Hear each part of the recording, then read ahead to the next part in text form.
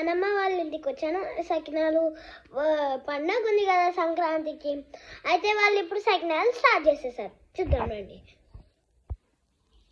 చూడండి, తిను మా మమ్మీ, ఓకే, తిను మా నాని, అదిగో మా నాని, తిను మా అత్త. సరిగ్గా కనిపించలే కానీ హాయ్ చెప్పు మమ్మీ. హాయ్ గాయ్స్ అని చెప్పాలి. హాయ్ చెప్పు నాని. Hi guys.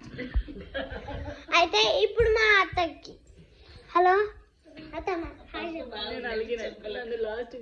సారీ అత్త, సారీ చెప్పు అందరికి.